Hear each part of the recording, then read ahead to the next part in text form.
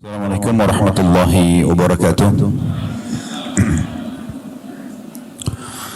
Alhamdulillah, lisan kita selalu memuji Sang Pencipta Allah atas segala nikmat yang dilimpahkan kepada kita, dan juga nikmat terbesar tentunya Islam dan iman, di mana dengan Islam dan iman kita jadi mengenal Tuhan kita Allah, dan juga dengan mengenalnya tentu kita akan selalu patuh mengerjakan perintahnya dan meninggalkan larangannya. Ujung-ujungnya akan mendatangkan kebahagiaan dunia dan juga balasan sempurna di surga nanti di akhirat.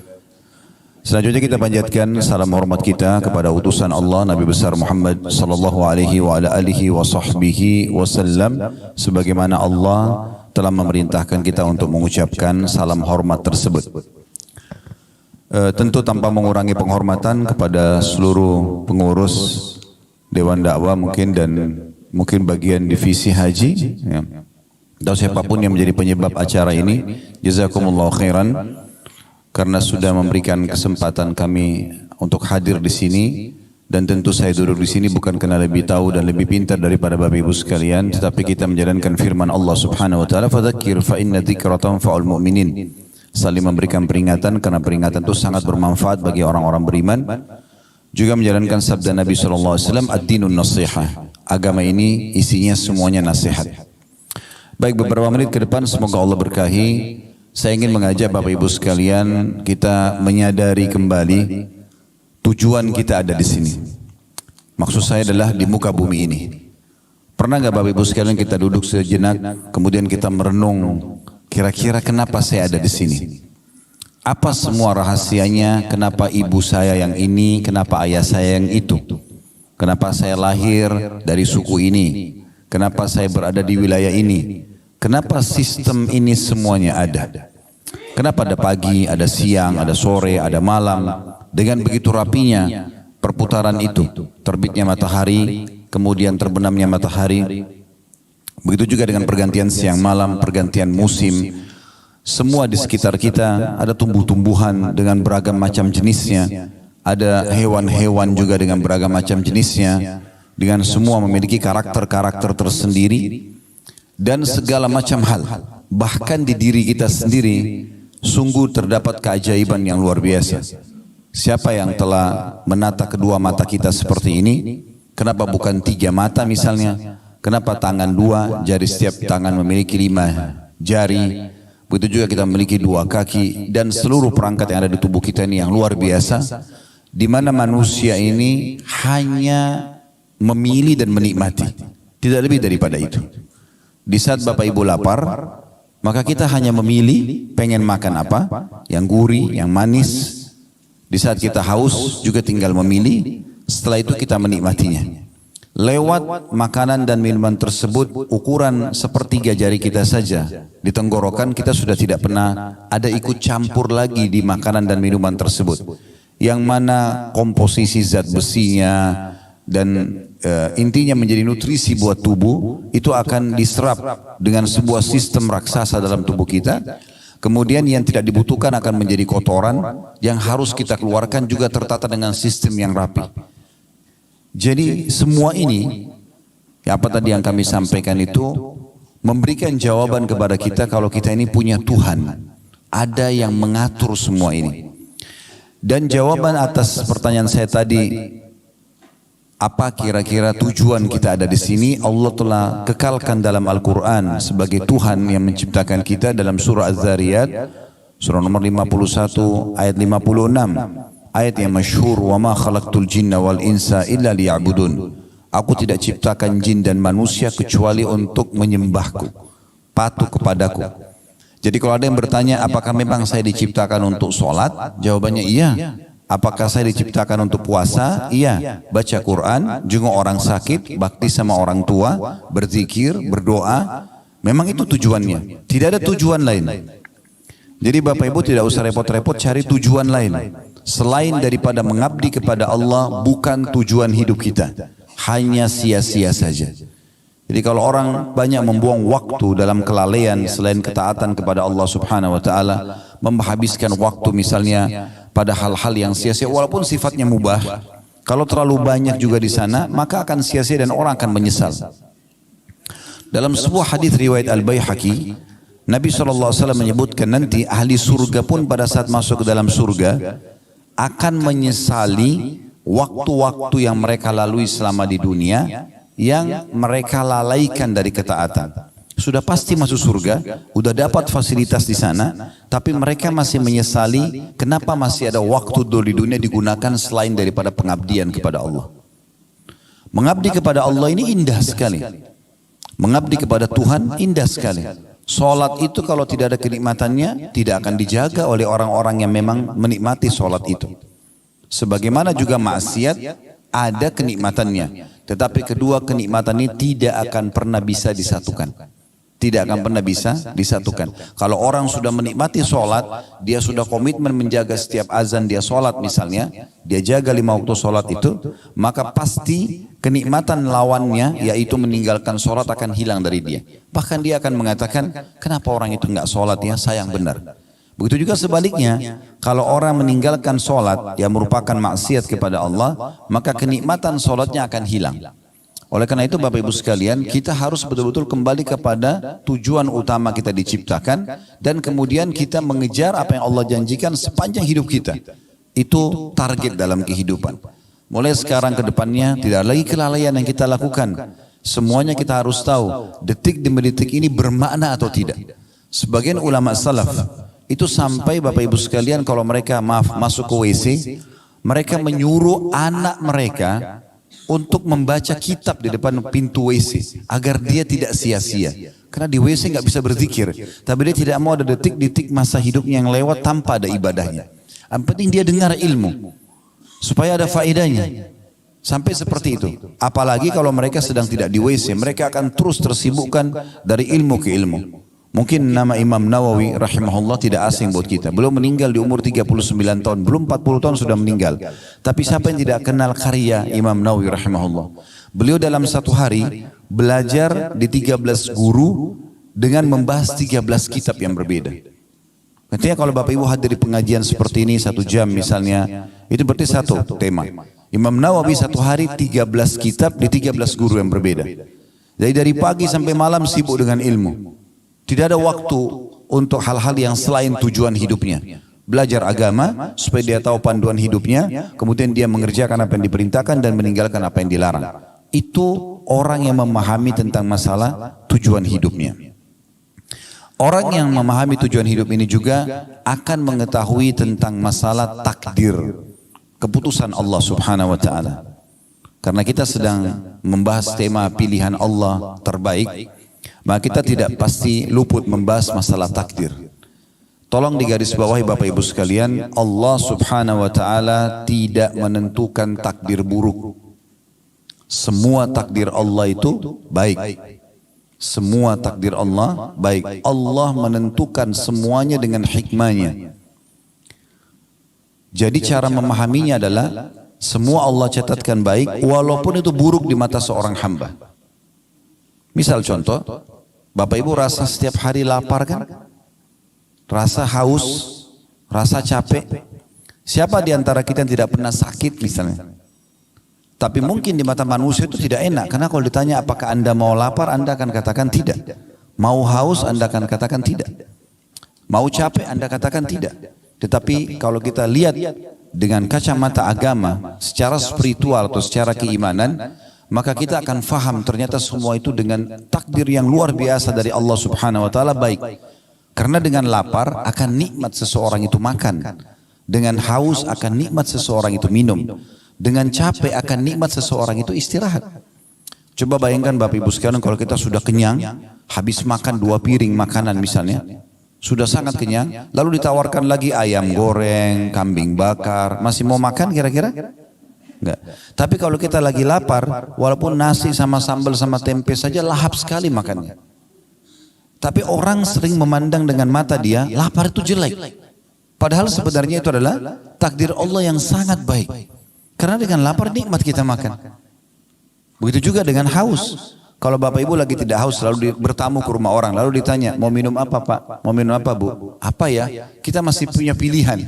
Tapi kalau orang haus, saya pengen minum air es misalnya. Air dingin. Kita menikmati sekali pada saat kita minum air es tersebut misalnya. Contoh yang lain juga pada saat Bapak Ibu misalnya dari pagi sampai malam tidur terus.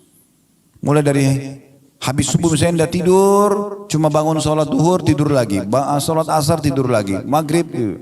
Terus malam Bapak Ibu disuruh tidur lagi. Kira-kira bisa tidur gak? Enggak kan? Baik, kalau Bapak Ibu sudah aktivitas dari pagi, sangat letih, maksimal waktunya sampai malam. Begitu malam kita ngantuk, tidur, walaupun cuma sejam, 2 jam, nikmatnya luar biasa. Berarti capek itu perangkat untuk menikmati tidur itu. Karena orang kalau tidak capek, nggak lelap tidurnya. Banyak orang menganggap capek itu tidak baik. Sakit misalnya. Siapa di antara kita yang tidak pernah flu, demam, keselio, semua orang merasakan. Kalau Bapak Ibu sendirian yang rasakan, mungkin Anda bisa anggap itu sebuah azab. Tapi kan semua orang rasakan. Ada di sini jemaah sekalian yang belum pernah flu.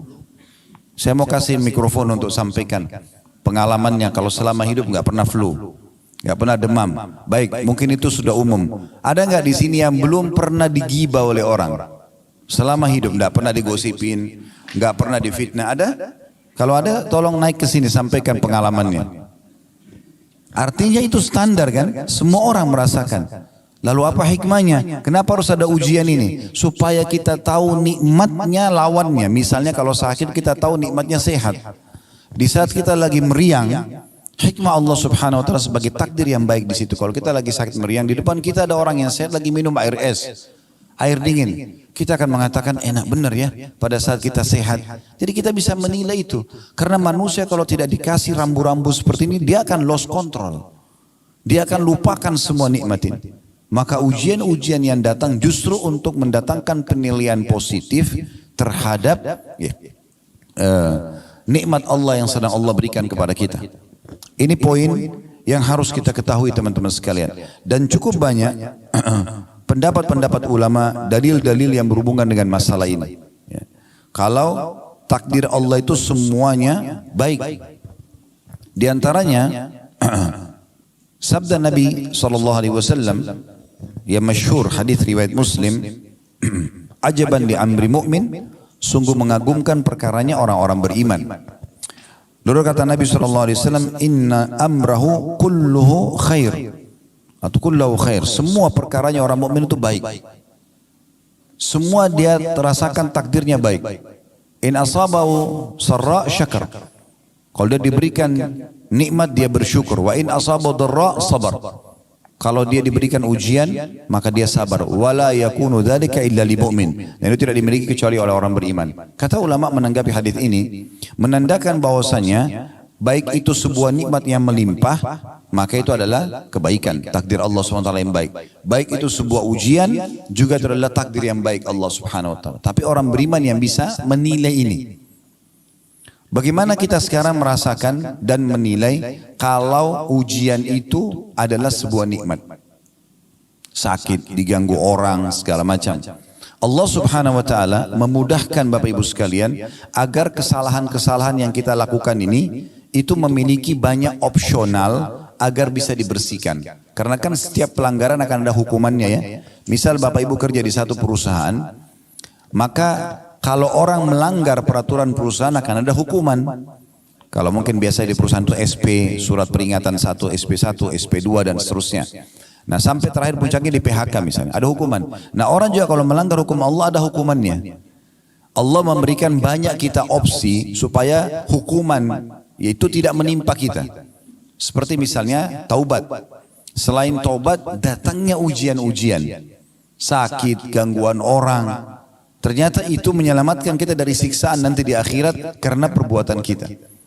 Makanya Nabi SAW mengatakan dalam sebuah hadis riwayat Muslim, tidak ada yang menimpa seorang muslim dari letih, tidak ada yang menimpa seorang muslim dari letih, capek, gangguan orang, penyakit, bahkan duri yang menusuk tubuhnya kecuali jadi pengampunan dosa-dosanya. Kalau ada sesuatu yang Bapak Ibu tidak suka terjadi dalam hidup, perhatikan baik-baik. Kalau itu memang menimpa Anda dan tidak umum menimpa orang, biasanya memang disebabkan karena kesalahan kita sendiri. Ada orang sengaja balap-balap, ugal-ugalan jatuh, patah, tabrakan, lumpuh karena perbuatan dia. Nah, orang banyak menilai juga ini sebagai takdir buruk. Sebenarnya tidak. Bukan seperti itu. Bahkan kemahamurahan Sang Pencipta Allah ini luar biasa Bapak Ibu sekalian. Sampai-sampai Allah memberikan kita kebebasan sepenuhnya untuk memilih. Bapak Ibu pada saat mau hadir di sini tadi, kan tidak ada dalam syariat Islam harus pakai baju warna ini.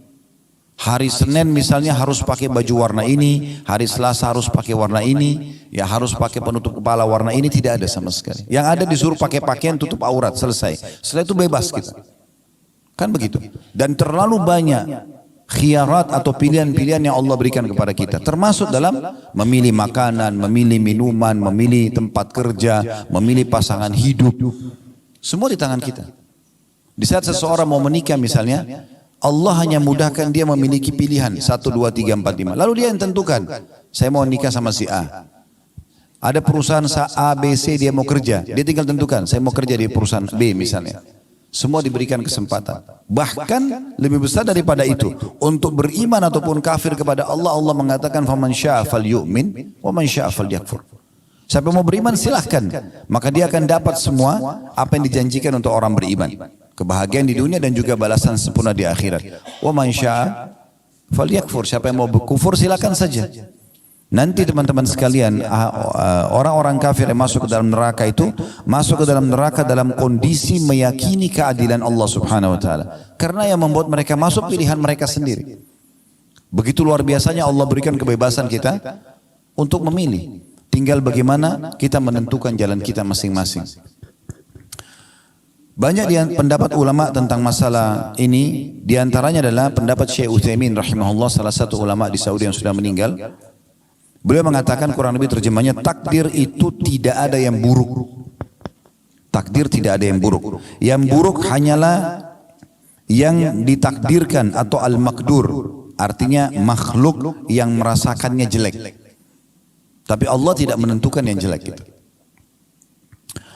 Takdir jika dilihat dari perbuatan Allah, semua takdir itu adalah baik. Sebagaimana disebutkan dalam sebuah hadis, kejelekan tidak disandarkan kepadamu ya Allah. Jadi ada potongan doa teman-teman sekalian, itu disebutkan dalam riwayat Muslim, ya, bahwasanya wasyarru laisa ilaik.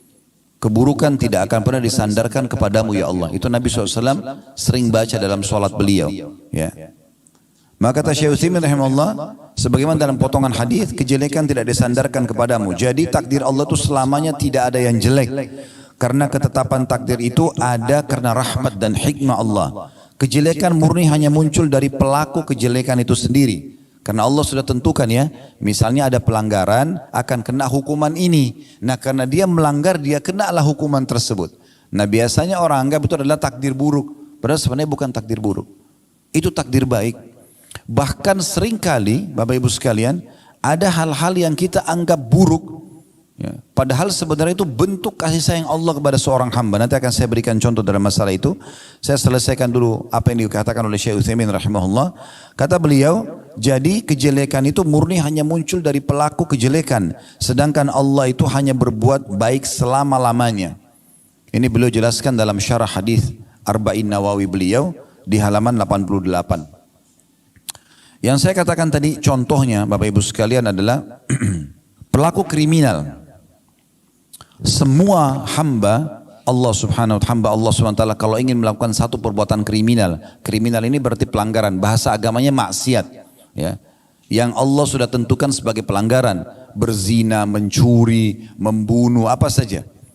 Pasti Allah subhanahu wa ta'ala akan berikan kepada dia sinyal rasa khawatir dan takut. Di saat dia mau masuk hotel berzina misalnya, pasti ada rasa takutnya.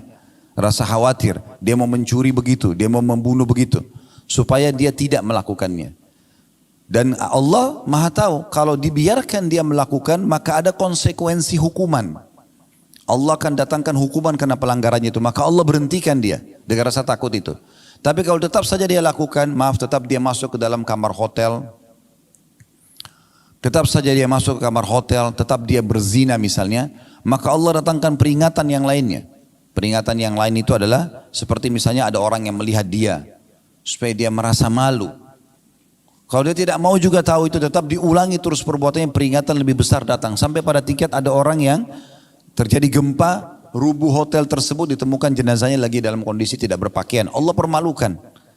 Itu pun semuanya dengan hikmah Allah subhanahu wa ta'ala. Karena kalau dibiarkan akan lebih berat hukumannya nanti di akhirat. Seorang pencuri misalnya. Sebelum dia mencuri punya rasa takut. Allah datangkan, kalau dia berhenti maka dia akan aman. Tapi ternyata tetap aja dia mencuri. Allah datangkan sinyal yang kedua. Dilihat oleh orang lain tapi mungkin belum kepergok, belum ketangkap. Tapi sudah mulai orang tahu, oh si fulan itu pernah mencuri misalnya. Supaya dia kembali. Tetap dia mencuri maka Allah buat dia kepergok. Puncaknya adalah ditangkap oleh massa, mulai digebukin. Pada saat digebukin pun seorang maling itu sebenarnya itu bentuk kasih sayang Allah. Karena kalau tidak digebukin dia tidak mau berhenti orang ini. Maka Allah punya cara memberhentikan dia supaya dia tidak mengulanginya. Berapa banyak orang yang diuji dengan penyakit kronis, diuji dengan segala macam hal, ternyata itu ada hikmah yang sangat besar. Ada seorang anak muda di rumah sakit di Riyadh, kejadiannya Bapak Ibu sekalian. Dia naik mobil, bawa mobil terus tabrakan kakinya patah. Subhanallah sudah 3 tahun di rumah sakit. Satu waktu ada seorang syekh datang. Syekh ini selalu setiap hari bolak-balik ke rumah sakit, pindah dari rumah sakit ke rumah sakit hanya untuk pamit kepada pemimpin kepala rumah sakit untuk diizinkan keliling kamar-kamar pasien. Dia hanya minta 1 kamar pasien setengah menit 1 menit. Hanya menyabarkan mereka, mendoakan mereka lalu dia pergi untuk mendapatkan pahala menjenguk orang sakit itu. Subhanallah, dia masuk kamar anak muda ini, kakinya masih digip, ya, pakai semen dan digantung. Sudah 3 tahun. Maka Syekh ini pun mengatakan, sabarlah, semoga jadi pembersihan dosamu, dinasehatin. Tapi dari semua pasien anak muda ini beda sendiri. Dia mengatakan begini, Syekh, jazakallah khair, semoga Allah balas anda dengan kebaikan atas jenguk ini, kejenguk ini, yang mendatangi menjenguk saya, dan juga doa-doa anda. Tapi perlu anda tahu, saya malah bersyukur sama Allah dengan musibah ini. Kata Syekh, kok bisa? Kamu kan tabrakan, kakimu patah, sudah 3 tahun di rumah sakit. Dia bilang, Syekh, saya dulu ini termasuk anak muda yang lalai, malas sekali ibadah. Nggak pernah sholat, ugal-ugalan, itu sampai saya kejadian tabrakan itu, karena ugal-ugalan. Selalu jauh dari agama Allah. Waktu awal saya tabrakan dan kaki saya patah dimasukkan ke rumah sakit ini, saya marah sekali. Tidak bisa menerima keputusan Allah. Saya terus saja berkeluh kesah. Tapi karena memang dasarnya kaki saya patah, saya nggak bisa buat apa-apa. Dokter pun nggak bisa buat apa-apa. Sampai akhirnya saya pun mulai merenung, mulai berpikir. Sampai pada puncak saya merasakan ini adalah bentuk kasih sayang Allah. Karena kalau saya tidak diginikan, saya memang tidak mau berhenti dulu ugal-ugalan. Balap-balap, ganggu orang, mabuk-mabukan, ganggu, buat banyak kesalahan. Maka dia pun, ya mungkin Bapak Ibu maaf kalau mengatakan bagaimana bisa di Saudi ada orang mabuk. Itu mungkin ada juga orang jual beli transaksi narkotika, ada orang ditangkap lalu dihukum oleh pemerintah, ada terjadi itu di sana. Yang jelas dia bilang, dan sekarang setelah saya bisa menerima takdir Allah itu, karena saya punya banyak waktu di kamar rumah sakit ini, maka saya pun bisa leluasa ibadah. Sekarang saya beritakan berita gembira, Syekh, saya enggak pernah tinggalkan sholat 5 waktu, on time. Yang kedua, saya sekarang hafal 30 juz Al-Quran. Di atas ranjang ini saya hafal 30 juz Al-Quran. Karena saya banyak waktu, hanya saya mulai baca Quran, saya mulai hafal, dan sekarang saya hafal Quran. Dan saya bersyukur dengan Allah atas ujian ini. Subhanallah, semua penuh dengan hikmah. Ada kisah yang lain, seorang dosen di Ummul Qura, Dr. Muhammad, beliau menceritakan dalam salah satu ceramahnya, saya hanya menukil ini tentang bagaimana kita memahami keputusan Allah itu luar biasa. Sangat baik sebenarnya. Tapi tinggal bagaimana makhluk ini kita sebagai hamba berhusnudzon, bersangka baik kepada Allah, walaupun buruk di mata kita. Beliau menceritakan tentang seorang sahabatnya melamar seorang wanita. Setelah sepakat, sudah cocok semuanya, ditentukan hari pernikahan. Subhanallah, 2 minggu sebelum acara pernikahan, tiba-tiba saja tanpa sebab apa-apa, pihak perempuan, si anak perempuannya membatalkan pernikahan. Dan dia mohon-mohon sama orang tuanya, tolong batalkan pernikahannya, saya tidak mau nikah sama laki-laki ini. Maka si laki-laki ini bingung, apa sebabnya? Dia coba konfirmasi, karena ini sudah deal, sudah oke, tanggal sekian akan menikah. 2 minggu lagi akan ada acara, undangan sudah disebarluaskan. Ini gimana memahaminya, ini bagaimana cara menanggapi masalah ini? Maka dia tanya ke orang tua perempuan itu, mereka bilang kami tidak bisa buat apa-apa. Kami sudah coba ngerayu anak ini, kami sudah jelaskan tentang menjaga nama baik, kami sudah jelaskan pernikahan itu baik dalam agama, tapi tetap aja dia tidak mau. Pokoknya dia minta dibatalin. Kata Dr. Muhammad, beliau mengatakan akhirnya dibatalkan pernikahan tersebut. Dari semenjak pembatalan pernikahan dia bilang, teman saya ini terus berdoa sama Allah. Karena satu masjid sholatnya, antara azan iqamah, saya duduk di sebelahnya yang saya dengar, ya Allah kembalikan wanita ini kepada saya menyukainya, mudahkan pernikahan kami, minta semua kebaikan. Dia bilang saking seringnya berdoa ini, antara azan dan iqamah, kalau lagi ketemu misalnya sholat malam sama-sama, dia berdoa lagi sama, kalau apa saja kesempatan ibadah dia selalu berdoa, minta khusus untuk kembali wanita itu suka sama dia dan mau menikah. Kata Dr. Muhammad, saking saya prihatinnya sama dia sampai saya mengatakan, saya pun angkat tangan ke langit mengatakan, ya Allah mudahkan buat teman saya. Tapi subhanallah, berjalan sampai 2 pekan berturut-turut, lewatlah hari H kesepakatan pernikahan, perempuan ini dilamar oleh laki-laki lain, menikah dia. Perempuan itu menikah sama laki-laki lain. Coba bayangkan kalau kita di posisi orang ini berat sekali gitu. Karena dia sudah oke, dia sudah suka, perempuan itu suka, tiba-tiba batal tanpa sebab. Ditanya kenapa, pokoknya sudah tidak mau aja. Dan akhirnya menikah sama orang lain. Kata Dr. Muhammad, setelah menikah tentu laki-laki ini sudah batalin doanya ya. Karena kita tidak boleh minta orang cerai sama suaminya. Gitu kan. Tidak boleh juga tidak ada juga poliandri dalam Islam. Nggak boleh perempuan punya 2 suami gitu. Dia berhentikan doa. Lalu dia bilang, Dr. Muhammad yang cerita, saya baru melihat hikmah Allah subhanahu wa ta'ala, bagaimana sayangnya Allah sama teman saya ini, justru setelah wanita itu nikah sama laki-laki yang jadi suaminya sekarang. Sebulan setelah pernikahan, payudara laki perempuan ini, itu sebelah kanan kena kanker ganas dan harus dipotong. Ini bulan pertama pernikahan. Ya kalau kita bilang Indonesia masih bulan madu. Bulan kedua, kanker itu tumpahnya menyebar ke payudara sebelah kiri dan juga harus dipotong. Ini kisah nyata. Dan bulan ketiga, urat saraf otak bagian belakang wanita ini itu ada bermasalah sampai membuat kedua matanya buta. Dan di bulan keempat wanita itu meninggal dunia. Apa kata Dr. Muhammad? Subhanallah, kalau teman saya ini ya, menikah sama dia tersebut, mungkin dia cuma jadi pengurusnya dan mungkin makin sakit dia karena sudah interaksi biologis, sudah jadi suaminya. Tapi Allah punya hikmah yang luar biasa menyelamatkan kita dari hal-hal yang mungkin di mata kita baik, tapi mungkin tidak baik di mata Allah Subhanahu wa taala. Allah ini Bapak Ibu sekalian lebih sayang kepada kita daripada sayangnya ibu kita kepada kita. Dalam hadis Bukhari disebutkan, pernah Nabi SAW selesai memenangkan peperangan, rupanya di tawanan musuh ada satu ibu ini masih masa menyusui. Dia kehilangan anaknya. Kemudian dia datang ke tawanan perang. Dan setiap kali dia lihat anak kecil diangkat, dibalik, dilihat mukanya bukan anaknya, diturunkan lagi. Sampai dia dapat anak dia. Begitu dia dapat anak dia, langsung dia peluk, disusuin anak itu. Di kancah peperangan, penuh debu, lagi suasananya luar biasa. Tapi karena ibu ini kehilangan anak, begitu dia dapat, dia sudah lupa semua itu. Anaknya dimasukin ke dalam bajunya, disusuin sama dia. Nabi SAW melihat itu. Lalu Nabi SAW bilang kepada para sahabat, apakah kalian lihat ibu itu?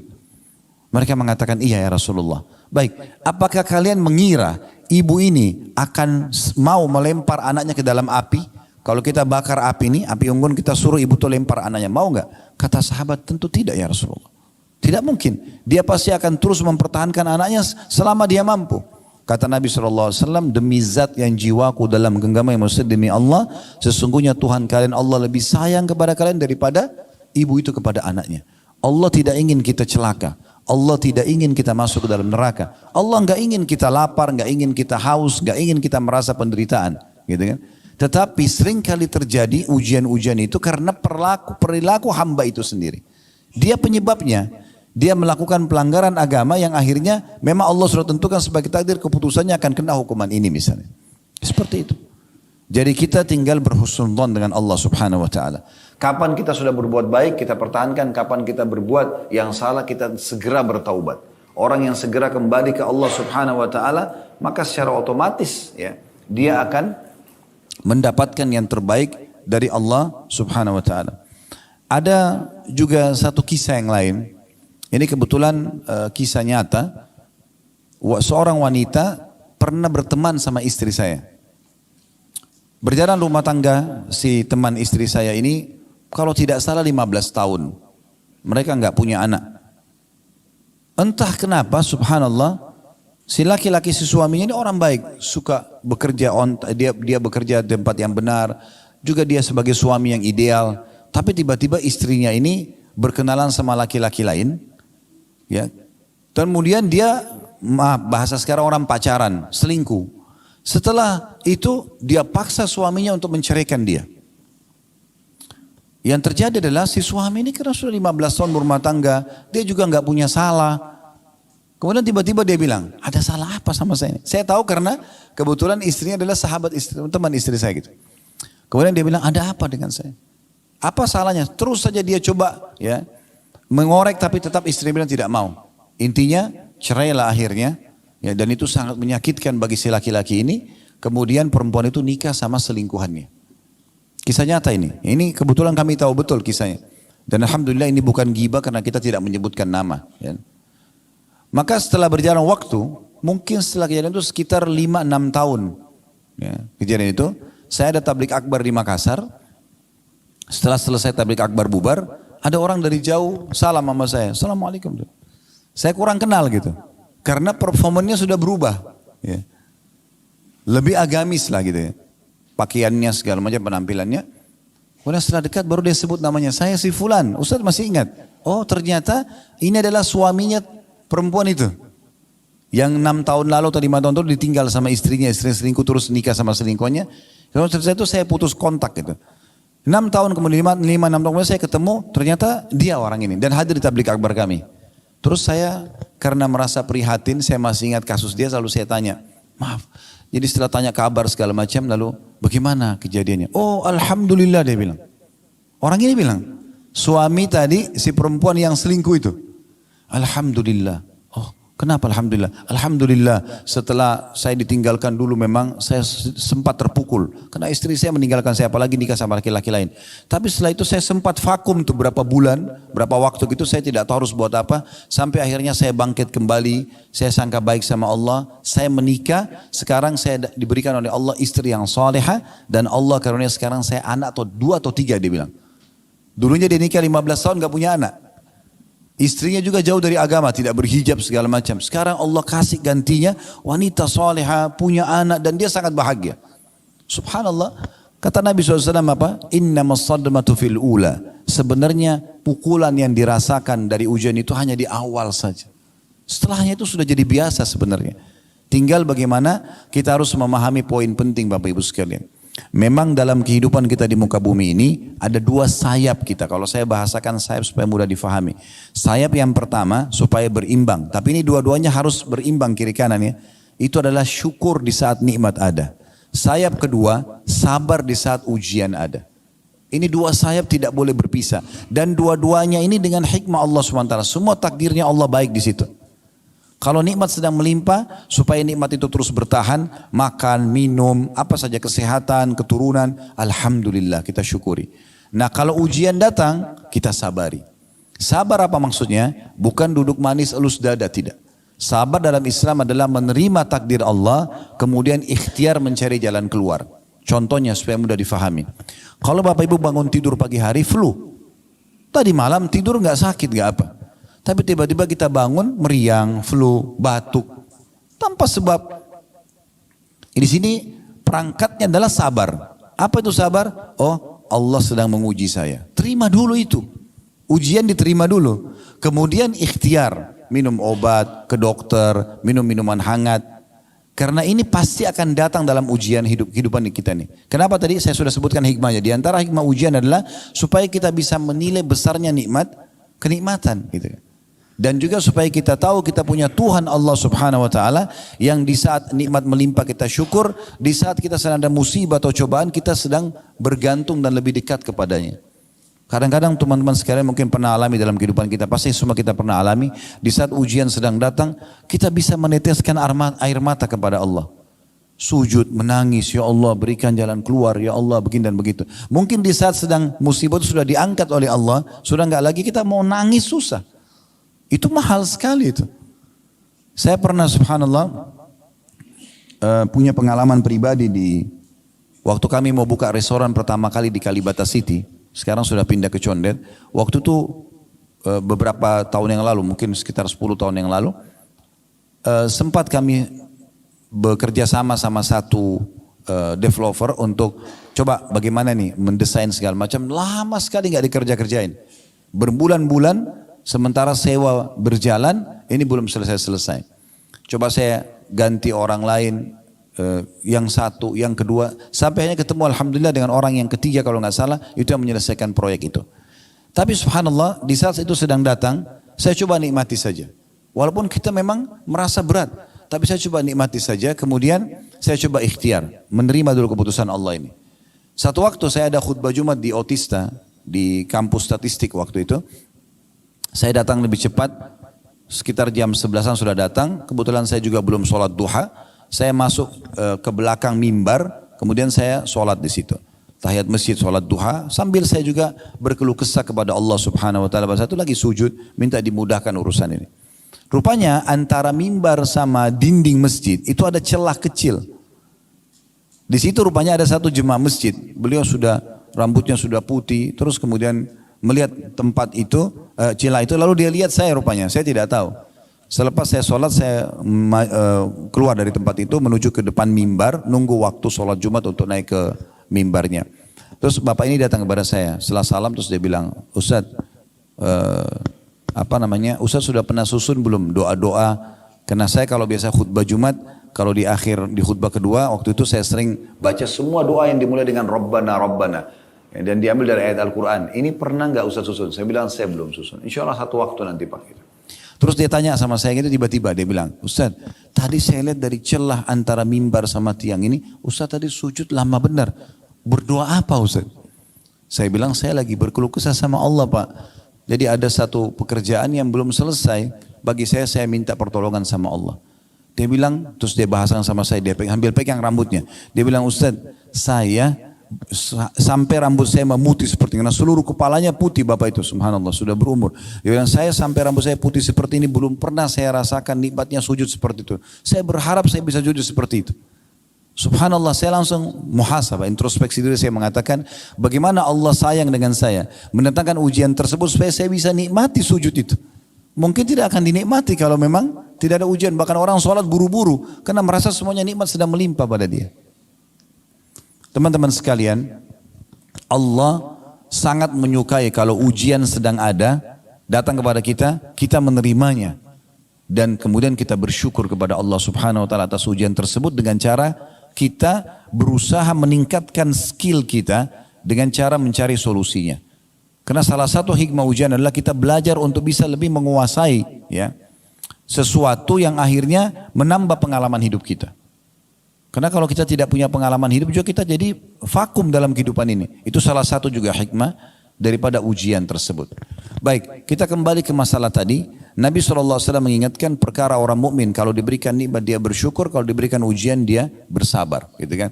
Dan ini harus berimbang Bapak Ibu sekalian. Jangan sampai nikmat ada, Bapak Ibu bersyukur. Lagi sehat, lagi ada makanan, ada rezeki, ada pekerjaan, alhamdulillah. Tapi begitu ujian datang, keluh kesah. Ini enggak berimbang hidupnya nanti.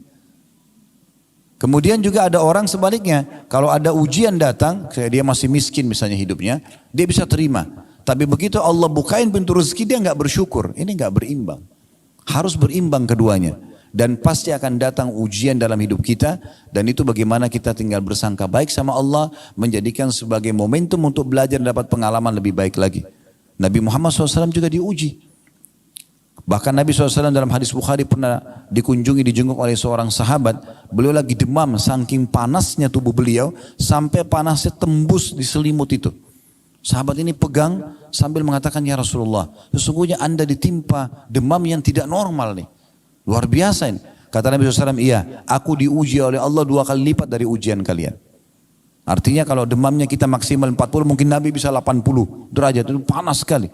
Ini Nabi nih, kekasih Allah tapi diuji begitu. Lalu apa kata sahabat ini? Langsung berpikiran sangka baik. Sahabatnya mengatakannya, Rasulullah, kalau begitu apakah berarti anda juga dapat double pahala? Kata Nabi SAW, iya tentunya. Karena sesungguhnya besarnya kadar balasan pahala sesuai dengan besarnya kadar balas ujian. Atau besarnya ujian seseorang hamba. Lalu sahabatnya bertanya, ya Rasulullah, siapa orang yang paling berat ujiannya? Kata Nabi SAW, para nabi-nabi. Kemudian datang orang-orang yang mendekati iman mereka dengan nabi-nabi dan terus begitu. Dalam riwayat lain, siapa yang kuat agamanya, ujiannya akan lebih berat. Dan begitu terus orang diuji sampai sesuai dengan kadar kekuatan imannya. Di poin ini Bapak Ibu sekalian, saya berharap jangan menilai negatifnya. Jangan bilang kalau begitu saya tidak usah menjadi orang yang kuat imannya karena ujiannya berat. Ini bukan begitu memahaminya. Ujiannya maksudnya adalah di saat ada dua orang yang sedang diuji, misalnya tadi contoh Nabi SAW demam. Kalau orang yang sangat kuat imannya, dia diuji misalnya demamnya, misal 2 hari, orang yang ringan imannya, mungkin diuji 2 hari atau 3 hari demam sembuh. Mungkin orang yang kuat imannya jadi 1 minggu diujinya. Tapi itu juga tujuannya untuk memberikan pahala lebih besar kepada dia. Jadi ujian bukan ujian yang di luar orang-orang umumnya, tapi ujian yang sama cuma mungkin waktunya lebih panjang. Karena hadis ini seperti itu menyebutkan Nabi SAW demam, tapi lebih demam daripada orang-orang sebelumnya. Ada derajat-derajat di surga Bapak Ibu sekalian tidak bisa didapatkan kecuali dengan ujian. Oleh karena itu orang beriman diuji oleh Allah Subhanahu Wa Taala. Dan ingatlah Nabi SAW itu Bapak Ibu sekalian tidak pernah berkeluh kesah dalam ujian Allah Subhanahu Wa Taala. Meninggal istri beliau Khadijah di masa-masa dakwah lagi membutuhkan Khadijah di saat itu di Mekah. Ya, meninggal dari 7 orang anak Nabi SAW, 6 orang meninggal di masa hidup beliau. Bayangkan kita punya 7 anak, 6-nya meninggal di masa hidup beliau. 3 anak laki-laki semua meninggal masih bayi. Qasim, Abdullah dan Ibrahim. Qasim dan Abdullah dari Khadijah, Ibrahim dari Maria. Kemudian 4 anak perempuan beliau, 3 meninggal di masa hidupnya. Ya, Ruqayyah, Ummu Karthum dan Zainab meninggal di masa hidup Nabi SAW. Nanti Fatimah saja satu-satunya anak beliau yang meninggal 1 tahun setelah meninggalnya Nabi SAW. Tapi meninggal 7 anaknya di masa hidup beliau.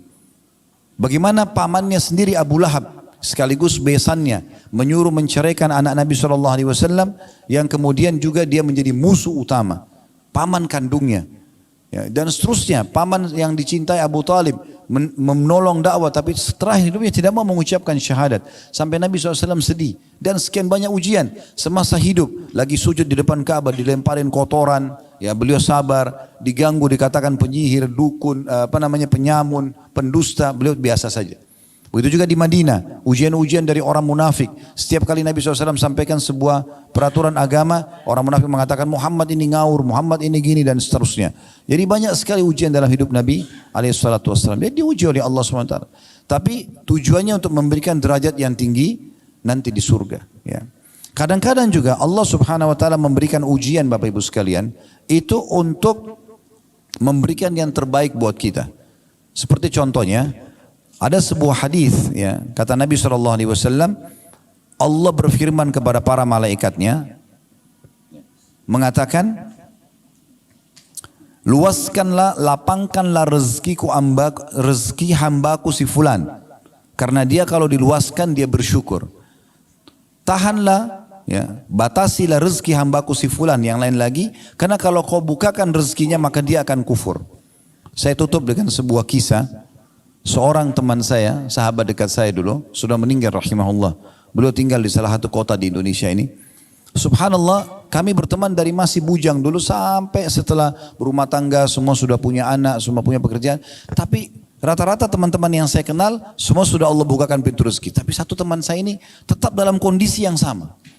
Kondisi yang sama, sampai hidupnya kalau setiap hari pun mau makan itu harus mencari, kadang-kadang dibantu oleh orang, jadi agak susah gitu. Satu waktu saya pernah tablik akbar di kota beliau, kemudian kami sama-sama setelah tablik akbar mau ke kota yang lainnya, tapi lewat darat, sekitar 1,5 jam, 1 jam naik mobil. Di tengah jalan sambil ngobrol, dia bilang sama saya mau ikut ke sana. Oke, silahkan. Di tengah jalan kami sambil ngobrol, bernostalgia dulu pada saat masih bujang, kami sama-sama di Madinah dulu, beliau kerja, saya kuliah. Kemudian setelah itu, sampai satu waktu lagi jalan, ada satu mobil ugal-ugalan, balap-balap gitu, dan melewati mobil kami, dan saking kencangnya mobil itu sampai membuat mobil kami goyang gitu. Pada saat itu subhanallah, saya pertama kali selama saya berteman sama teman saya ini mendengar ucapan itu.